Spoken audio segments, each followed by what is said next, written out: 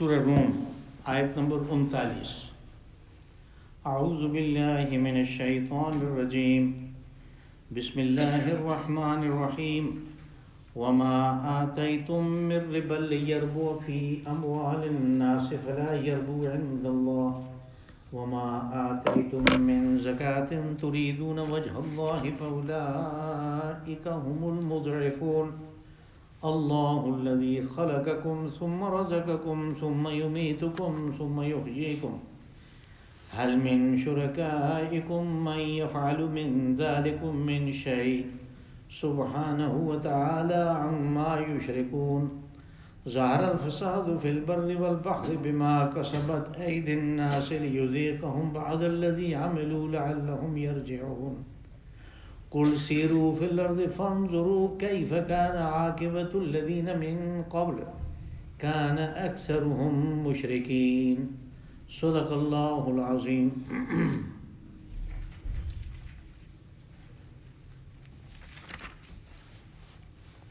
وما آتیتم من ربا لیربو فی اموال الناس فلا یربو عند اللہ، اور جو تم اپنا مال لوگوں کو ان کے مال میں مل کے بڑھوتری کے لیے دیتے ہو تو وہ اللہ کے نزدیک بڑھتا نہیں ہے۔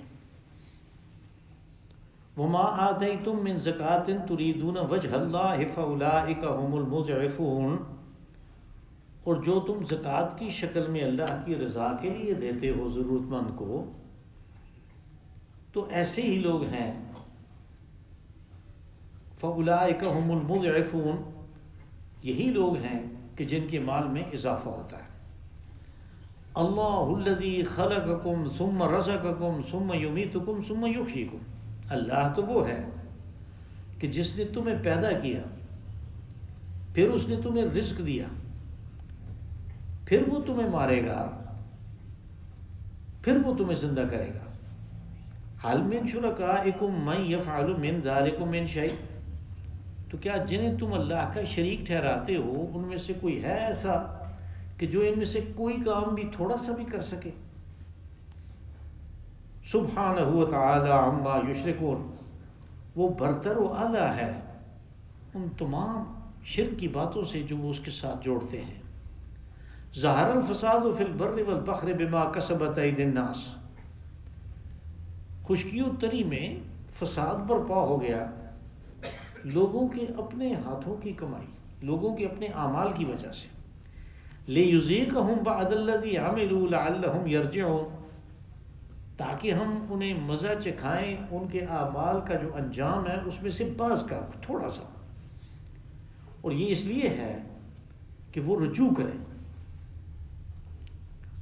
قل سیروا فی الارض فانظروا کیف کان عاقبۃ الذین من قبل، آپ انہیں کہیں کہ زمین میں چلو پھرو اور دیکھو کہ جو تم سے پہلے لوگ تھے ان کا انجام کیا ہوا۔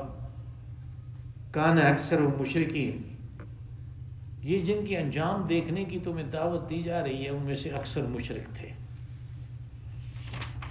یہ اس سورہ مبارکہ میں یہ ایک مکی صورت ہے، اور اس کی یہ جو پہلی آیت ہمارے آج کی درس کی ہے، پہلے تو ہم ان میں سے چند الفاظ کو لے لیتے ہیں کہ جو پہلی آیت میں استعمال ہوئے۔ پہلا ہے ربا، پھر ہے یربو۔ تو ربا جس کا ترجمہ ہم سود کرتے ہیں، اگرچہ بعض لوگوں نے اس کا ترجمہ دیا اور توفہ بھی کیا ہے، لیکن وہ کسی طرح بھی اس کا ترجمہ بنتا نہیں ہے۔ یہ اس مال کو کہتے ہیں کہ جو آپ نے دے دیا کسی کو کہ میں تم سے اتنا زیادہ لوں گا، اور وہ جو زیادتی ہے اس کو بھی ربا کہتے ہیں۔ اور یربو جو استعمال ہوا فعل کے طور پہ، یہ بڑھنے کے لیے، بڑھوتری کے لیے، اس کے اندر جو موٹاپا ہے، جو زیادتی ہے، اس کے لیے استعمال ہوا۔ پھر اس کے بعد یہاں پہ زکوٰۃ کا لفظ استعمال ہوا۔ یہ مکی صورت ہے، مکہ میں کوئی زکوٰۃ فرض نہیں ہوئی تھی۔ لیکن یہ اس اصطلاح کی جو زکوٰۃ ہے، جو شرعی اصطلاح ہوتی ہے زکوٰۃ کی، وہ نہیں ہے، بلکہ قرآن پاک میں یہاں بھی اور دوسری جگہوں پہ بھی زکوٰۃ کا لفظ صرف صدقات کے لیے، یعنی جو آپ دیکھتے ہیں کہ یہ ضرورت مند ہے، آپ کے اوپر فرض نہیں ہے، لیکن آپ اس کی ضرورت کو پورا کرتے ہیں، تو یہ جو صدقات ہیں ان کی بھی اللہ کے ہاں بڑی بڑی قدر و قیمت ہے، اور اس میں بھی وہ اسی طرح اضافہ کرتا ہے، اور اسی طرح دینے والے کے لیے جو فضائل ہیں اور جو کچھ بھی اس کے لیے ہے وہ زیادہ ہوتا ہے۔ زکوٰۃ کی یہ جو قسم ہے جو قرآن پاک میں دوسری جگہوں پہ بھی استعمال ہوئی، صدقات، اس کو ہم کہہ سکتے ہیں کہ یہ نفل ہے، یہ نفل چیز ہے۔ اب اس کی طرف آتے ہیں کہ یہ یہاں پہ کیا بتایا جا رہا ہے۔ پہلے یعنی جو انسان کے اندر جو جذبہ ہے مال اکٹھا کرنے کا، اس کے اندر جو محبت ہے مال کی، جب وہ حد سے بڑھ جاتی ہے تو پھر وہ کیا کرتا ہے؟ کوئی خاص کام تو نہیں کرتا، وہ اسی مال میں اور اضافہ کرتا ہے۔ اگر وہ دیکھے کہ یہ میری ضروریات کے لیے، جن چیزوں کا میں نے حساب دینا ہے اس کے لیے، جو مجھے آسانیاں چاہیے، جو مجھے سہولتیں چاہیے، ان کے لیے میرے پاس کافی ہے، یعنی قناعت کر لے، تو اس سے تو معلوم ہوتا ہے کہ مال کی محبت تو ہے، اس لیے کہ وہ تو اللہ نے ڈالی ہے، اس میں تو وہ خود کچھ نہیں کر سکتا، لیکن وہ اتنی حد سے بڑی ہوئی نہیں ہے کہ وہ دوسروں کو کمزور کر کے بھی اپنا مال حاصل کرنا چاہتا ہے، ان کو کمزور کر کے۔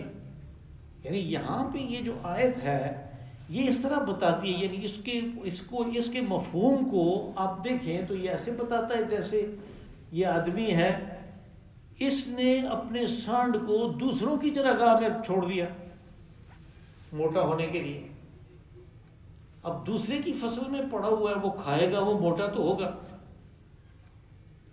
لیکن یہ موٹاپا جو ہے یہ اللہ کے ہاں مقبول نہیں ہے، اس کے ہاں یہ پسندیدہ نہیں ہے، اس کے بجائے اس کو اپنی چراگاہ میں تم چراؤ، یہ کمزور سا بھی اللہ کو پسند ہے۔ تو دوسری چیز یعنی دونوں کو ایک ہی آیت میں اکٹھا رکھا، زکوٰۃ اور ربا کو، یہ کس چیز کو ظاہر کرتا ہے؟ یہ ظاہر کرتا ہے کہ اصل میں جو اندر جذبہ ہے، جو شوق ہے، وہ اندر دو مختلف ہیں۔ اس سے پہلی آیت میں جو پچھلے درس کی آخری آیت تھی اس میں یہ بات آئی تھی کہ وَآتِ ذَا الْقُرْبَىٰ حَقَّهُ وَالْمِسْكِينَ وَابْنَ السَّبِيلِ، کہ جو قرابت دار ہیں، جو مساکین ہیں، جو مسافر ہیں، ان کو ان کا حق دو۔ اب یہاں پہ یہ بتایا جا رہا ہے کہ ان کو جو ان کا حق، یعنی کسی کو دیکھا کہ یہ تو سردی سے ٹھٹر رہا ہے، یہ تو رات کو مر جائے گا، تو ویسے ہی انسانی حقوق کا خیال کرتے ہوئے اس کو خیال آ گیا کہ اس کو کچھ ایک آدھ کمبل دے دینا چاہیے، کوئی جگہ دے دینی چاہیے، میرے پاس فالتو ہے۔ اور دوسرا جذبہ یہ ہے کہ اس وقت کی مجبوری سے ناجائز فائدہ اٹھایا جائے، یعنی ہر وقت وہ چیز جس نے اس کے دل و دماغ کو پکڑا ہوا ہے کہ زیادہ سے زیادہ مال اکٹھا کرنا ہے۔ جب ایک آدمی آیا کہ میرے بچے بھوکے ہیں، اور اس کو پتہ ہے، اس کو پتہ ہے، اس لیے کہ وہ آتِ ذی القربیٰ حقہ والمسکین، یہ رشتہ داروں میں سے تھا یا ایسا محلے کا، اپنے علاقے کا مسکین جس کو پتہ ہے پوری طرح اس کی صورتحال کا،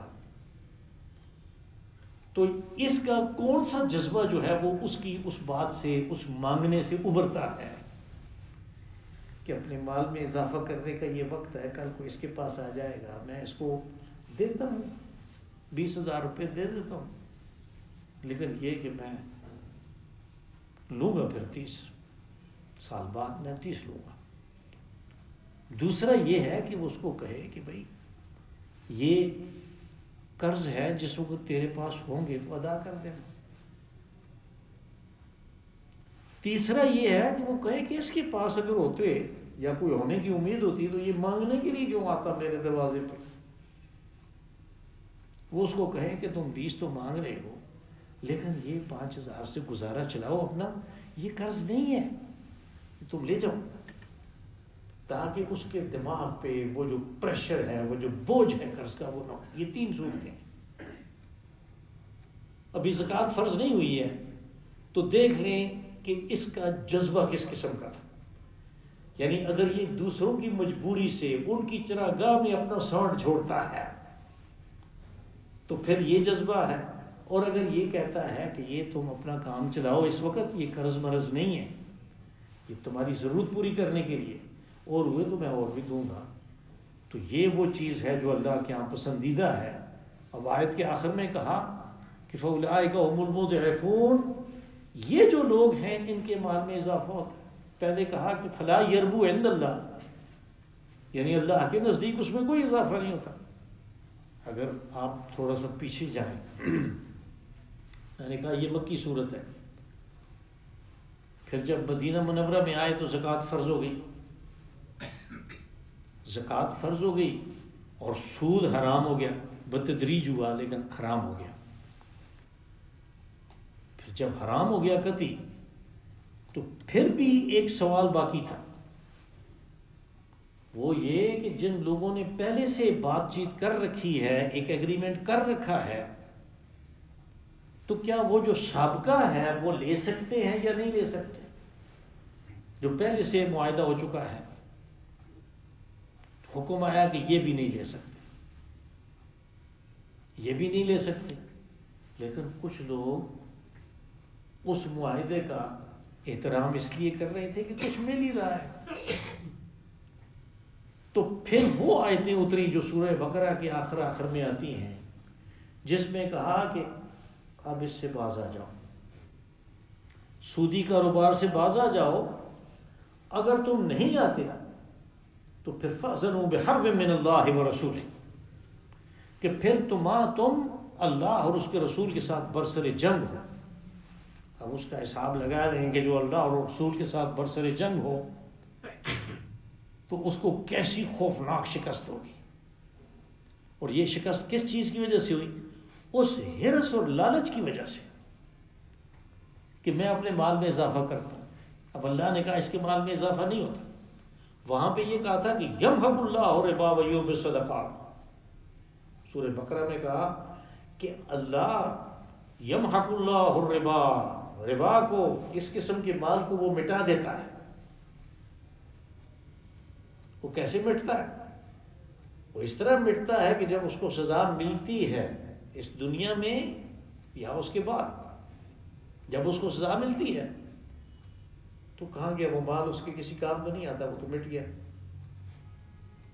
اس کے مقابلے میں جو اس نے جذبہ ہمدردی کے تحت صدقہ کے طور پہ, زکوٰۃ کے طور پہ عطا کیا کسی کو کہ اس کی ضرورت پوری ہو, اس کے بارے میں کہا کہ جو لوگ اللہ کی راہ میں مال خرچ کرتے ہیں ان کی مثال ایسے جیسے کسی نے زمین میں ایک دانہ بویا, اس سے 7 بالیاں نکلی, ہر ایک کے ساتھ ایک ایک خوشہ تھا, اس میں 100 دانے تھے, یہ 7 گنا ہو گیا.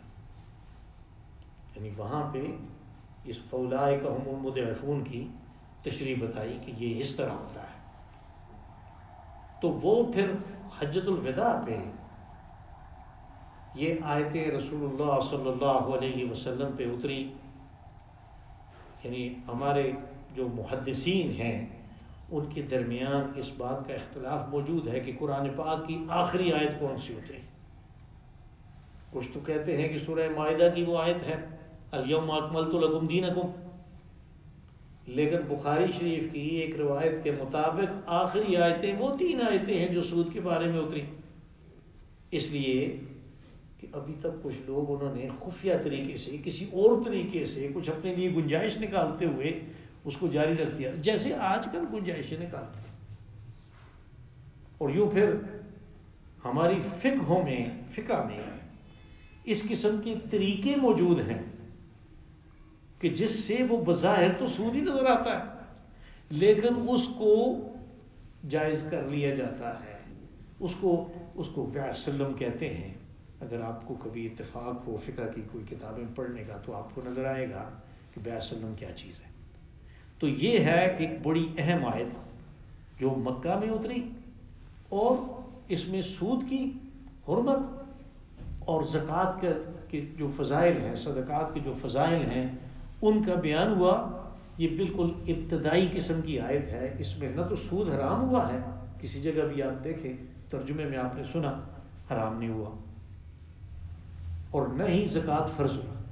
وہ فرض بھی بعد میں ہوئی، یہ سود حرام بھی بعد میں ہوا.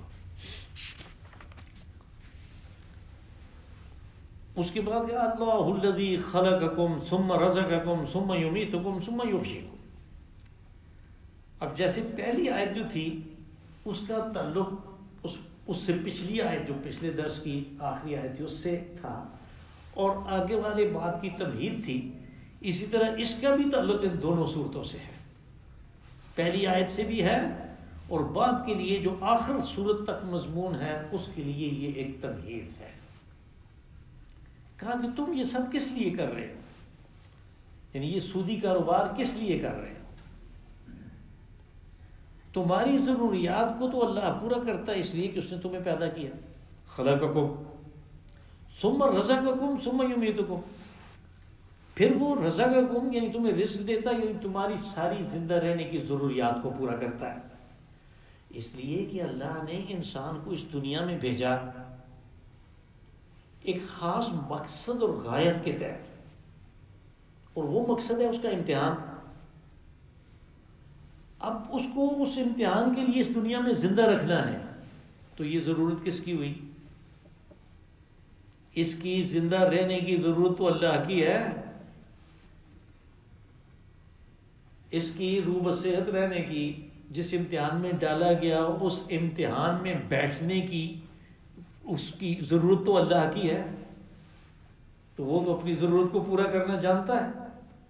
بس وہ اپنی جو ضرورت ہے کہ اس کو میں نے زندہ رکھنا ہے، اس کو زندہ رکھنے کے لیے جس چیز کی بھی ضرورت ہے وہ اس کو دیتا ہے. رزقکم ثم یمیتکم. لیکن یہ سارا منصوبہ اس نے ہر ایک کے لیے ایک وقت مقررہ تک رکھا ہے کہ میں نے اس کو اتنا زمانہ امتحان میں ڈالنا ہے اور اس وقت تک ڈالنا ہے. ثم یمیتکم. یہاں پہ آ کے وہ بات ہی ختم ہو جاتی ہے جو اپنا مال بڑھانے کے لیے، اس لیے کہ انسان جو ہے اپنے مستقبل کے بارے میں ہر وقت تشویش میں مبتلا رہتا ہے. اس کو اپنے مستقبل کی فکر رہتی ہے. لیکن دنیا داری نے اس کی اس ویژن کو، اس نگاہ کو اتنا محدود کر لیا کہ وہ موت سے آگے اس کو کچھ نظر ہی نہیں آتا. پہلی چیز تو یہ ہے کہ موت سے آگے اس کو کچھ بھی نظر نہیں آتا، اور پھر موت کا پتہ بھی نہیں ہے کہ یہ کل ہوگی، سال بعد ہوگی، 2 سال ہوگی، 20 سال زندہ رہنا ہے، کوئی پتہ بھی نہیں ہے. لیکن اس کا جو مستقبل ہے جس کے لیے یہ سب کچھ کرتا ہے، اپنی جان جوخم میں ڈالتا ہے، اپنے لیے بڑے منصوبے بناتا ہے، وہ سارے کا سارا موت تک کے لیے. اور اگر پوری زندگی کے تناظر میں اس کو دیکھیں تو اس زندگی کی یعنی وقت کے لحاظ سے کوئی قیمت ہی نہیں ہے. بہت تھوڑا سا وہ وہاں سے پیدا ہوا، لاکھوں کروڑوں سال پڑا رہا، پھر اس دنیا میں آیا، اور موت کے بعد اس نے کدھر جانا ہے اس کے لیے عالم برزخ ہے، اس کے لیے عالم آخرت ہے جس کی کوئی انتہائی نہیں ہے. تو اسے پیمانہ امروز و فردا سے نہ ناپ، جاوداں پہ ہم رواں ہر دم رواں ہے زندگی. یہ امراض و فردا یعنی آج کل دن گننے سے کہ اتنے گن ہو گئے، یہ فلانا برتھ ڈے ہو گیا، یہ ہو گیا، کہ یہ کوئی زندگی نہیں ہے. زندگی جاری ہے. وہ جو پہلے لوگوں نے وقت لفظ جو نکالا یعنی انتقال، جب ہم سنتے ہیں اسپیکر پہ کہ فلاں صاحب کا، یہ فلاں کے باپ تھے یا بیٹا تھے، ان کا انتقال ہو گیا، یعنی وہ اس عالم سے ادھر منتقل ہو گئے جدھر انہوں نے جانا تھا. وہ منتقل ہو گئے، مرا نہیں ہے. یہ ہم نے نکال لیا اپنے پاس سے کہ وہ مر گیا، وہ منتقل ہو گیا. اللہ یتوفی الانفس حین موتہا، کہ جس کو تم موت کہتے ہو اس میں تو بس صرف اتنا ہوتا ہے کہ اللہ اس انسان کو اندر سے جو روح ہے اس کو وصول کر لیتا ہے، اس لیے کہ وہ اس کی امانت ہے. وَنَفَخْتُ فِيهِ مِن رُوحِي، میں نے اس میں اپنی روح، وہ امانت ہے، وہ اس کو وصول کر لیتا. تو یہ جو ہے ثم یمیتکم، اس تک ہمیں مستقبل نظر آئے. ثم یحییکم، اس کے بارے میں پتہ ہی نہیں کہ یہ میں اپنے مال کو سود کے ذریعے سے دوسروں کی مجبوری سے ناجائز فائدہ اٹھا کے دوسروں کو کمزور کر کے اپنے آپ کو طاقتور کرنے کا جو منصوبہ بندی کر رہا ہوں، جو میں عملی شکل اس کو دے رہا ہوں، تو یہ اس نے مجھے اس وہاں پہ کوئی کام آنا ہے؟ کوئی کام نہیں آنا. ثم یمیتکم ثم یحییکم. پھر کہا آگے هل من شرکائکم من یفعل من ذلکم من شیء. اب جس پہ تکیہ لگا کے بیٹھے ہیں، یعنی جن کو اللہ کا شریک بنا رکھا ہے کہ ان کی بھی کوئی ان کی بھی سے ہے، یہ بھی کچھ کہہ سکتے ہیں، یہ بھی اللہ سے کوئی فیصلہ تبدیل کروا سکتے ہیں. کہا کہ تمہارے ان شریکوں میں سے کوئی ہے جو ان میں سے کوئی ایک کام بھی کرے؟ تمہیں پیدا کیا ہو، تمہیں رزق دیا ہو، تمہیں مارنے کا، دوبارہ زندہ کرنے کا، ان میں سے کوئی کام من شیء، تھوڑا سا بھی، یعنی اس نے کوئی اللہ کی مدد کی ہو؟ کچھ بھی نہیں کیا. جب یہ کچھ بھی نہیں کیا تو پھر وہ اختیار کہاں سے لے بیٹھا؟ اس کے پاس فیصلہ تبدیل کروانے کا اختیار کہاں سے آ گیا جبکہ کام اس نے کچھ بھی نہیں کیا؟ هل من شرکائکم من شیء سبحانہ وتعالی عما یشرکون. کہا اللہ تو پاک برتر والا ہے ان گھٹیا اور کمزور قسم کی صفات سے جو اللہ کے ساتھ جوڑتے ہیں. اس کو مصاحبین کی، اس کو درباریوں کی، اس کو مددگاروں کی ضرورت نہیں ہے، وہ اکیلے کر رہا ہے، وحدہ لا شریک ہے. اس کے بعد جو آیت شروع ہوتی ہے تو پھر میں نے کہا وہ تمہید تھی، پھر سورہ کا آخر تک، یہ آخر کی مضمون ہے. ظہر الفساد فی البر والبحر بما کسبت ایدی الناس. بر و بحر کبھی کبھی اردو میں بھی استعمال ہوتا تھا، ہم خشکی اتری کہتے ہیں، یہ احاطے کے لیے ہے، یعنی ساری دنیا میں جو فساد نظر آتا ہے، جو فساد برپا ہوا، کہا بما کسبت ایدی الناس، یہ لوگوں کی اپنی کمائی ہے، ان کے ہاتھوں کی کمائی ہے، یعنی ان کے اعمال ہے، اس کا نتیجہ ہے کہ فساد برپا ہو گیا. فساد کیا ہے؟ فساد ہے کہ جو اللہ کا قانون ہے وہ قانون اس معاشرے کو تشکیل دیتا ہے کہ جس میں لوگ سیاسی طور پہ، اخلاقی طور پہ، معاشرتی طور پہ اور معاشی طور پہ آزاد ہیں. انہیں کسی چیز کی فکر نہیں ہے، انہیں اپنی جان کی فکر نہیں ہے کہ کوئی آئے گا اور گولی مار دے گا، انہیں اپنی عزت کی فکر نہیں ہے کہ میرے گھر پہ دروازے توڑ کے کوئی داخل ہو جائے گا، اس لیے کہ اللہ کے قانون کے اوپر چل رہے ہیں، اور اس قانون میں تو اس چیز کی گنجائش ہی نہیں ہے. وہ تو کہتا ہے کہ ایک آدمی قتل ہوا تو یوں سمجھ لو کہ سارے انسان قتل ہو گئے. کس لیے؟ کہ ان کے اندر سے وہ جو حفاظت کا جو احساس تھا وہ ختم ہو گیا. آج اس کو مار دیا کل مجھے بھی مار سکتا ہے، اس لیے کہ وہ پکڑا نہیں گیا. تو پھر ان کے اندر حفاظت کا احساس دوبارہ پیدا کرنے کے لیے ضروری ہے کہ اس قاتل کا تعاقب کر کے اس کو پکڑا جائے، تاکہ لوگ سمجھیں باقی کہ ہم محفوظ ہیں. اس لیے کہ قانون حرکت میں آ جاتا ہے فوراً، ہم محفوظ ہیں. جب وہ محفوظ ہوں گے ذہنی طور پہ، اپنے فکری طور پہ جب وہ محفوظ ہوں گے، پھر وہ بطور انسان، ایک آزاد انسان کے وہ سوچ بھی سکتے ہیں، فکر و نظر ان کی آزاد ہو جاتی ہے. جب فکر و نظر آزاد نہ ہو تو یہ فساد ہے. اس کے نتیجے کے طور پہ فساد نکلتا ہے، فساد کے نتیجے کے طور پہ فکر و نظر غلام ہو جاتی ہے. یہ دونوں چیزیں جو ہیں فساد اور فکر و نظر، یہ ایک دوسرے کو بڑھاتی ہیں. اس کے لیے کیا لفظ ہے؟ کیسکیڈ، یعنی ایک دوسرے کو بڑھانے کا کام کرتی ہے. بما کسبت ایدی الناس، کہا یہ اللہ کی طرف سے نہیں ہے، یہ لوگوں نے خود یہ انتظام کیا اپنے لیے. لیذیقہم بعض الذی عملوا لعلہم یرجعون. جو رسول علیہ الصلوۃ والسلام اجمعین جو دنیا میں آئے تو اپنی اپنی قوم کو انہوں نے اللہ کے دو قسم کے عذابوں سے ڈرایا. ایک دنیا کا عذاب جو رسول کی تکذیب کی صورت میں، اس کو جھٹلانے کی صورت میں، اور پھر دوسرا عذاب آخرت کا، موت کے بعد کا عذاب.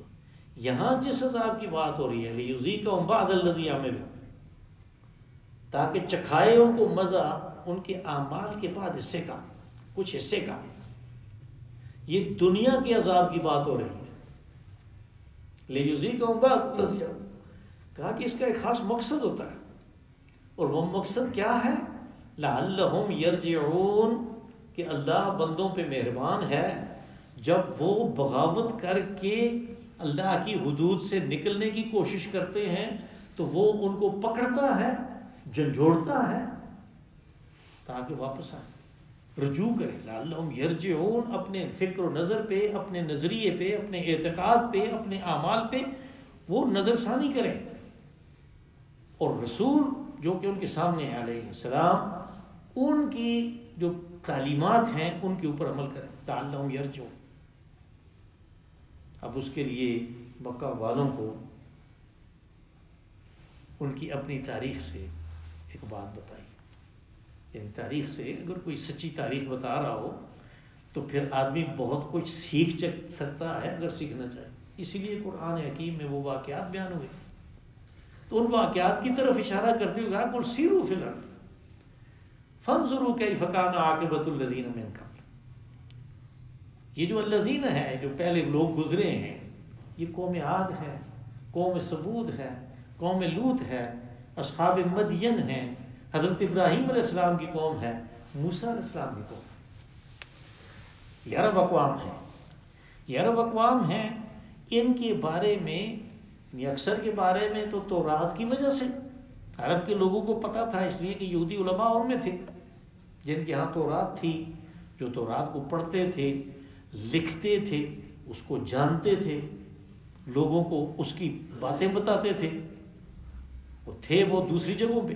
لیکن مکہ میں بھی ایک شخص ایسا تھا کہ جو اپنے ہاتھ سے عبرانی زبان میں تورات لکھتا تھا، پڑھ کے آیا ہوا تھا مدارس میں.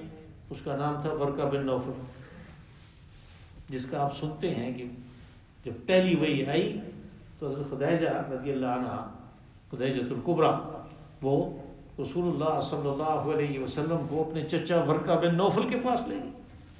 یہ شخص پڑھا پڑھایا تھا ساری تورات کو اور اناجیل کو، یہ سمجھتا تھا اور ہاتھ سے لکھتا بھی تھا.